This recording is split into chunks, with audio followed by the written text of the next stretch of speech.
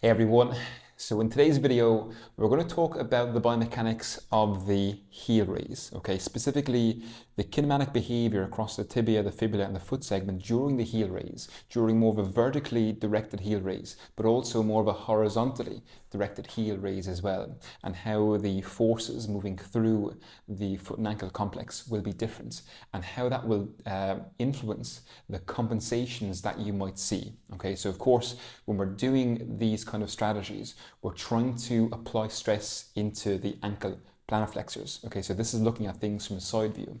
Of course, we may want to consider what's happening at the calcaneus as well in the frontal plane and other transverse plane strategies the client may utilize too, but here we're focusing more on what's happening in the sagittal plane. Okay, so in the next portion of this video, we're going to look at this practically and explore what you might see in clients that are struggling to generate those forces through the ankle plantar flexors. The main thing to consider here is that when we're looking at the standard heel raise and we're driving force down through the metatarsal heads, ultimately what we're trying to do is to translate the head, arms and trunk vertically, translate our center of mass vertically. Okay, in order for that to happen, what you're going to see is as the client drives down through the metatarsal heads and that tibia translates forward, what will have to happen is that ankle joint, the axis of rotation, will have to translate forward. Okay, that's one of the most important things to consider there, because a lot of the compensations, and the reason I say compensations is because these are things that we will see during real world movement. These compensations that we see from an assessment standpoint, when we're trying to challenge the isolated capacity of the ankle plantar flexors, would actually be quite normal in a real world movement scenario, because in the real world, it would not make sense to try and concentrate demand into an isolated muscular tissue, because we're going to fatigue very, very fast. So we have to be considerate of that.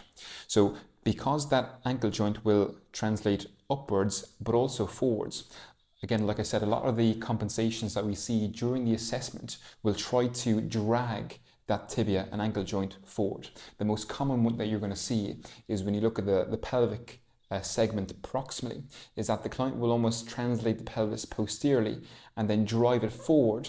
And what that will do is it will drag the ankle joint forward by creating some momentum to pull the ankle forward. Okay, so we're not really you're not going to see a very clear vertical translation of that center of mass of the head, arms and trunk, which makes up 2/3 of our overall body mass. Of course, we're translating the mass of the shank, the upper leg, the femur and all the relevant muscular tissues as well. But that's what you're going to typically see, is that they're trying to plantar flex the ankle joint by driving things forward while reducing the demand on driving things upward. And that's why you want to always give the client the cue of driving their head through the ceiling. Okay, but you may also need to be considerate of how they are moving their pelvis. We'll show you a kind of a trick that we use oftentimes to get a clear assessment into this, but also clinically to really reduce that capacity of the pelvis to translate forward. So something else that you might see clinically as well, not as commonly, but you may see a posterior translation of the pelvis where the trunk dumps forward, pelvis drives backward. And what that will do is it will reduce the demand on the ankle joint translating forward and upward.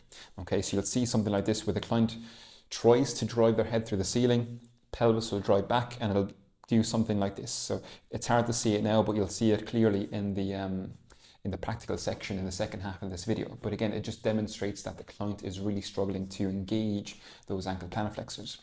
And lastly, from a vertical translation standpoint, something that you'll often see clinically that is more common than that posterior pelvic translation is this bending or forward rotation of the shin relative to the femur, which shifts some demand into the knee extensors. So it's reducing the demand, the isolated, concentrated demand on the ankle plantar flexors. So what you're often going to see here again is as you ask the client to drive down through the metatarsal heads, to drive their head through the ceiling, as they go to initiate that, you'll see that tibia, the shin, rotate forward. That shifts some of that demand into the knee extensors. That kind of increases the coordinated demand then, because now you have to couple ankle plantarflexion with knee extension as well. So what ends up happening here, and you'll see it more clearly in the practical section, is instead of the individual actually trying to translate the head, arms and trunk vertically, what ends up happening here is that they're still able to plantarflex, but they're actually only plantarflexing the mass of the tibia and the femur, so that you'll see the femur go back and forth like this instead of the head, arms and trunk actually translating upwards. So it reduces the amount of mass that we actually have to resist against and push against to move through space. Okay, so those are the most common ones that you're going to see when you're looking at the heel raise as we're trying to translate the body vertically. So now let's briefly look at what happens when we're trying to drive forces into the ground to project the body not just upward but also upward and forward. Okay, so this would be your kind of forward lean calf raise against the wall, not necessarily something you would use from an assessment standpoint, but certainly something that you may use during the rehab phases to try and maintain tension and load through the ankle plantarflexors while they're in more of a lengthened position for longer. Okay, because again, remember, when we're driving the body upwards, we're moving into a shortened position of the ankle plantarflexors very early through the range, unless we start from a dorsiflexed position of the ankle. And what that does is it reduces the amount of internal load being generated from the ankle plantarflexors. Of course, we do want to get through a full range of motion, but from a rehabilitation standpoint, we also want to ensure that those plantarflexors can handle high levels of force. So the difference here is that when we're driving force down and backward through the metatarsal heads to drive our body upwards and forward, what we're going to have to do now is we're going to angle our body forward. So you can imagine the wall is here, the whole body rotates forward. So the shin would actually start in this position here, not necessarily in a position where it's perpendicular to the ground. And when we're driving that force upward and forward, this is where you're going to see that compensation of the pelvis shifting backwards, because that pelvis shifting backward now from a forward rotated position of the shin is going to drag that shin back into more of a perpendicular position. So now we're actually bringing the ankle plantarflexors into a shortened position much sooner. So again, we'll show you this in the practical section, but as I asked the client to drive down into the ground to push our body up and forward, you're going to see something like this. So shin starts forward. As they drive, pelvis will pull back and you'll see something like this. So here you're seeing the ankle plantarflexors shorten much sooner in the range. Again, that demonstrates to me that that individual is really struggling to handle forces through the ankle plantarflexors as the ankle plantarflexors maintain more of a lengthened position where they're going to be able to generate much higher levels of force. So essentially what you're seeing here is the client compensating in such a way to bring the ankle plantarflexors into a shortened position much sooner. And that's why it's important to have an understanding of the biomechanics of these movement strategies from not just a kinematic standpoint, but what you're seeing, what the kinematic behavior of the foot segment and shin segment tells you about how well the client is handling forces, which would be more of a kinetic behavior, where we're looking at range of motion, the position of the joints, the position of segments, within the context of how they're actually experiencing forces. So in the next portion of this video, you're going to see what this looks like practically. Okay, so let's explore what this might look like practically. So we're looking at more of the vertical translation of the body. Of course, we're setting up against the wall. Shin is more perpendicular to the ground. If I'm doing it on both legs, I'm asking the client to drive through the metatarsal heads and think about driving their head through the ceiling. So you're going to see something like this, okay? You'll also often see clients just lean their body forward. Okay, so again, same kind of thing. They're driving their whole body forward to try and pull the ankle joint forward. So it reduces the vertical translation demand, okay, where I'm actually trying to push most of my mass upward against gravity, okay. So again, to look at that on a single leg, again, we'll typically lift one leg up, ask the client to push down and drive their head through the ceiling. We're looking for a full range of motion here, okay. Now, the first compensation you're going to see is that we showed you on a double leg, but oftentimes it looks something like this, where the client will lift the leg and they'll just initiate through the pelvis. So you can see how I'm not really getting much vertical change in my pelvis, but the pelvis is just driving forward.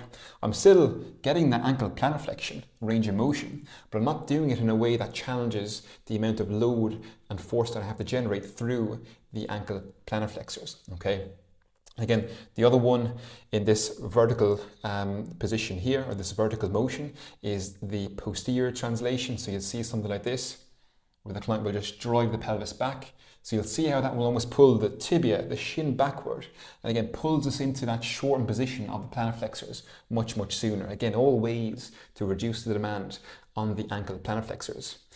The other one I'll show you on the right leg here is when you ask the client to drive upward, they'll just bend the knee, and then hopefully you can see there is that when the knee comes forward over the toes, if you imagine that ground reaction force is coming through the metatarsal heads and now it runs behind the knee, which means now the knee extensors are contributing to that management of that external force, okay? Which means there's no longer a concentration of demand on the ankle plantar flexors. But what this does is it increases the coordinated demand of the task, because now I no longer have a straight knee. So what you'll end up seeing here is when the client tries to push upward, they'll bend the knee and they'll just do something like this. We'll see the femur moving back and forth. So there's no change in pelvic motion, no change in the head, arms and trunk moving upward. So again, I'm still getting the ankle plantar flexion, but I'm not really increasing the challenge on the ankle plantar flexors, okay? So those are the most common things that you're going to see. What I used to do in the past that I don't typically do anymore, because clients will still find a way to cheat, is I wanted to try to get that posterior pelvic rotation, okay? Because sometimes what you'll see is, yes, that may reduce the client's being able to translate the pelvis forward and try to reduce that lumbar extension. But I found that clients were still just shifting forward. So now what I try to do is, again, I'll typically have clients put their knee up on it or their foot up on a chair. You might have seen this from one of our Instagram posts, but I'll put the opposite knee against the wall to try and block that anterior rotation of the pelvis, so that when we drive, we're going straight up like this, okay? Now, of course, there's a hip flexor demand here. That's why I'll place the foot up on a chair, okay? But that reduces that tendency to drive the pelvis forward. Now, when we're looking at this from a more forward angle, so when I'm here, for example, and I'll typically have the elbows up onto the wall here, because I find the client they fatigue much less compared to when I have the hands here, because they'll typically feel a lot of demand in the triceps, the shoulder flexors. So again, I'll just try them with the hands first, but typically I find I have to get into this position here. So what we're doing here is we're starting with the ankle in a position of dorsiflexion, and then we're trying to drive the body upwards and forward towards the wall. But hopefully you can see again that as I drive down and I drive upward and forward, what we would end up having to do as well is to almost push into the wall to try and provide some resistance in this direction that we have to fight against. I'm not going to talk about that here, but we'll just talk about what you may see from a compensatory standpoint. Because if I struggle to keep that load into the ankle plantar flexors as they're lengthened, you're going to see something like this. All right, so you're going to see the pelvis almost translate vertically and shift backwards from this position here, where the whole body is angled forward. And you'll see how that drags the shin backward into more of a perpendicular position, and that brings the ankle into more of a plantar flex position, and actually brings the ankle plantar flexors into a shortened position much earlier in the range of motion, okay? So it all comes back to how well the ankle plantar flexors can actually generate forces, okay? And these strategies here just give you ways to make sense of the strategies that the client is actually expressing.